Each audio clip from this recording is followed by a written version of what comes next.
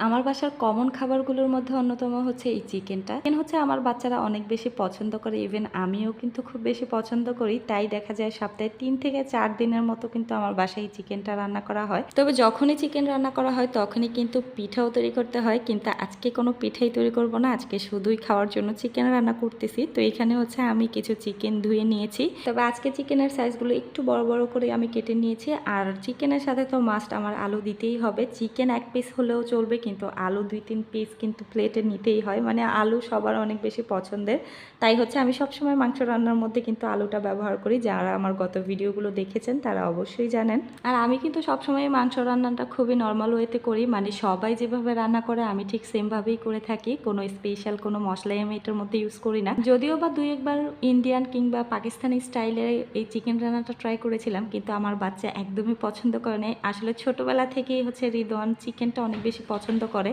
তাই ওর জন্য এইভাবে নর্মালভাবে আমি চিকেনটা রান্না করে খাইয়েছি। সেজন্য ও এইভাবে রান্নাটাই বেশি পছন্দ করে। তাই ওর জন্য হচ্ছে খুবই নর্মালভাবে আমি এই চিকেনটা রান্না করি। আর সবাই তো আমার বাসার অনেক বেশি পছন্দ করে আমার হাতের এই চিকেন রান্নাটা। আবার অনেকেই কিন্তু মনে করে যত স্পেশাল মশলা দিয়ে রান্না করা হয় ততই কিন্তু রান্নার টেস্ট বাড়ে। আমার কাছে তো এই কথাটা একদমই ভুল মনে হয়, কারণ এক একজনের রান্নার স্টাইল এক এক রকম, এক একজনের রান্নার হাত এক এক রকম। হয়তোবা আমরা বিভিন্ন ধরনের রান্নার ভিডিওগুলো দেখে রান্নাটা শিখতে পারি, মানে কোনটার পর কোনটা দিতে হয় সেই পদ্ধতিটা আমরা শিখতে পারবো, কিন্তু কখনোই একই রকম টেস্ট পাবো এটা কল্পনা করতে পারি না। আমরা হয়তোবা সবাই চেষ্টা করি আমাদের নিজেদের মায়ের মতো করে রান্না করার, কিন্তু মা যেভাবে রান্না করে সেই পদ্ধতিটা হয়তো শিখে গিয়েছি বা সেভাবে করা ট্রাই করি, কিন্তু মায়ের হাতের রান্নার যে টেস্ট সেই টেস্টটা কি কখনো আমরা আমাদের রান্নায় আনতে পেরেছি? আমাকে অবশ্যই কমেন্ট করে জানাবেন তো। আর এই জন্যই তো আমি সবসময় মনে করি রান্না মজা হয় শুধু হাতের গুণে। মানে যার হাতের রান্না মজা তার রান্না সবসময়ই ভালো হবে, সে যে কোনো রান্নায় ট্রাই করুক না কেন।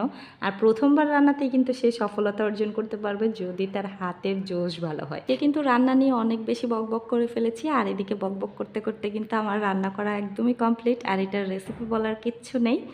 তো চলেন একটা মজার জিনিস দেখাই। আমার বাচ্চারা এদিকে আমি রান্না করছিলাম আর ওরা কি করছে আপনাদেরকে একটু দেখাই। এই তো ড্রয়িং রুমের অবস্থা। সবসময় হচ্ছে আমি যখন রান্না করে কাজ করতে থাকি এদিক সেদিক ওরা এরকমটাই করে রাখে। হয়তো বা রান্নাঘর থেকে বের হয়ে দেখব ড্রয়িং রুমে এরকমটা করে রেখেছে, না হয় অন্য রুমগুলোতে খেলনা ছিটিয়ে রেখেছে।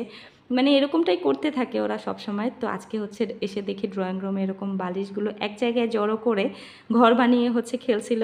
আর এদিকে হচ্ছে আমার রায়ান বাবু কিছুক্ষণ দাঁড়িয়ে টিভি দেখে, কিছুক্ষণ সোফায় শুয়ে টিভি দেখে। আর যতক্ষণ হচ্ছে রিদন বাসায় থাকে ততক্ষণ তো আমাকে একটু জ্বালাতন কম করে, আর না হয়তো একটু পরপর রান্না করে গিয়ে দেখতে থাকে আমি কি করি। এভাবেই চলতে থাকে ও সারাদিনের দুষ্টুমিগুলো। তো আজকের ভিডিও এখানেই শেষ করে দিচ্ছি। ভালো থাকবেন সবাই। আর হ্যাঁ আপু ভাইয়েরা, ভিডিও ভালো লাগলে একটু শেয়ার দিয়ে দিন তো।